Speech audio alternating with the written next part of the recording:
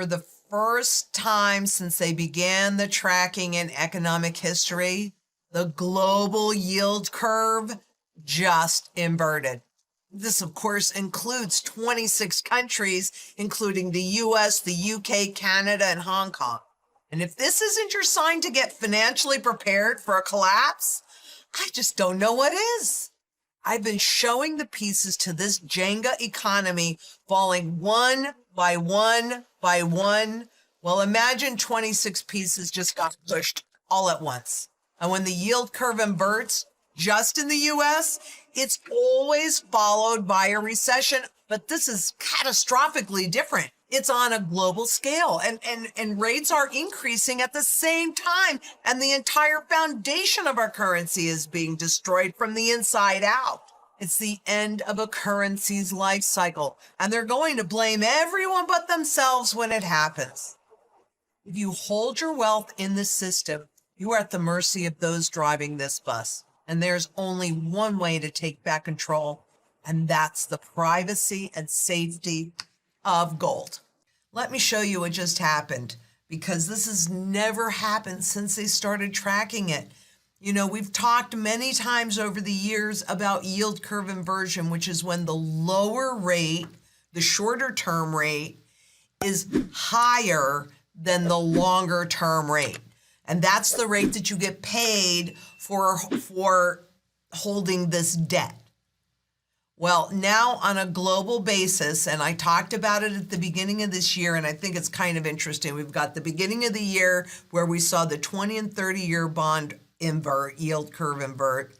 And I said at that point that it always starts on the end and then it works its way in. Now you've got a full global yield curve inversion, which means that we are about to have a full global, more than a recession. This is what that looks like since they started tracking it. This is a major pattern shift. And when any pattern, a normal pattern shifts, you need to know that that means something. And look around the world.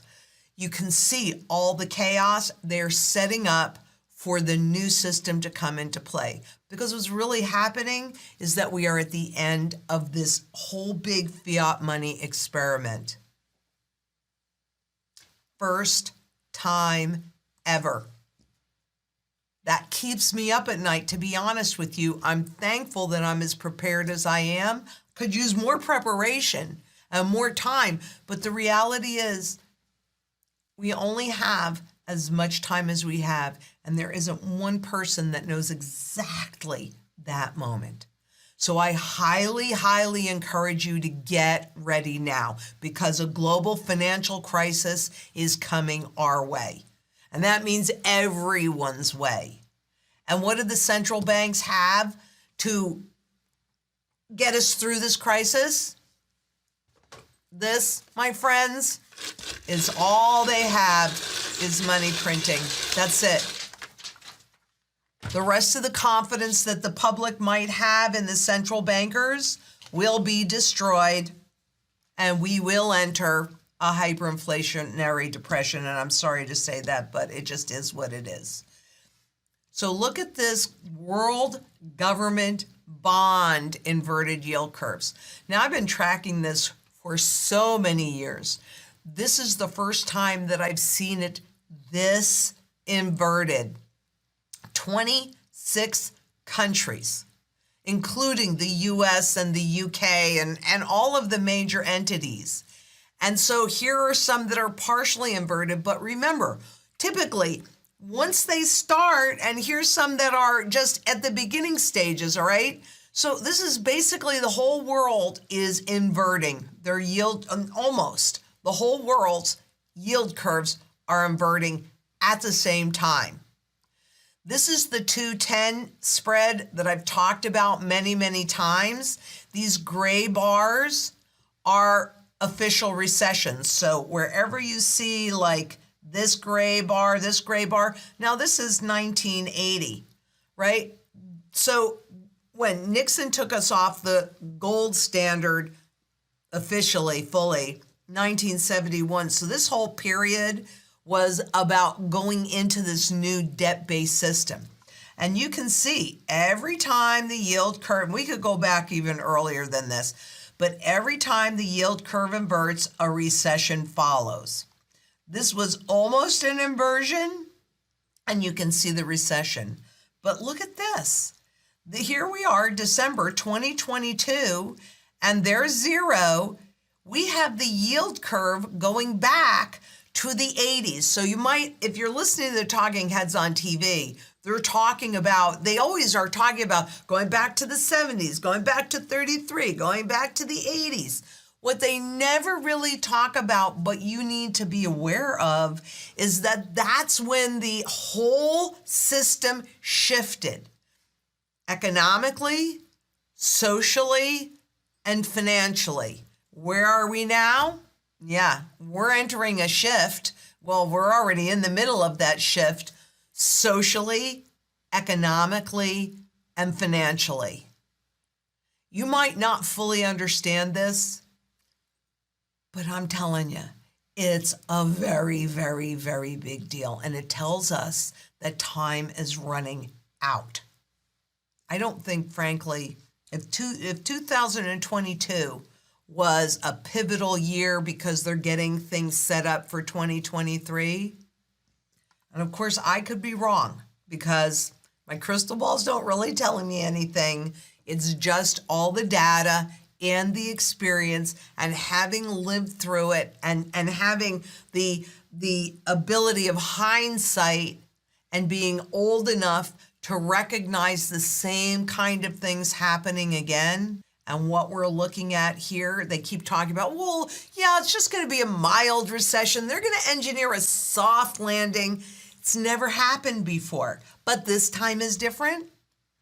The difference in this time is that they're going to have to shift us into a completely new system. There will not be a soft landing, and I will put my technical neck on the line on that. This is not going to be a soft landing. They're added tools. Excuse me. And I do find it really interesting that it's like we've gone full circle, and the end at that level of inversion is the same as the beginning. So for those of us that were around then, you remember the inflation that we were dealing with at that point. I mean, I remember getting a 5-year CD at 15%, right? My first mortgage was at 12%. That was in the late 70s, early 80s. So maybe that's why we've seen a reversal in November, right? Money coming into the markets. This top part is November, so the dark blue. But up until there, that's year to date. What I'd like to point out to you, this is silver. This one is silver. This one is gold. Can you see that even though, and this is spot silver and spot gold, by the way, and I really want to be careful about that because we've been trained that when they talk about the spot market, which is a contract, what they're really talking about is not gold. It's a contract that's supposed to represent gold. But as I've shown you recently, there has been a decoupling between the spot market and the physical gold market. And these are making highs, and that protected your wealth in a down market. I mean, it did. It fell, both silver and gold fell less than anything else. And in an up market, it's performing well as well. But that's a contract. So don't lose sight of that, because the reality is that everything is still one big trade and everything is coordinated.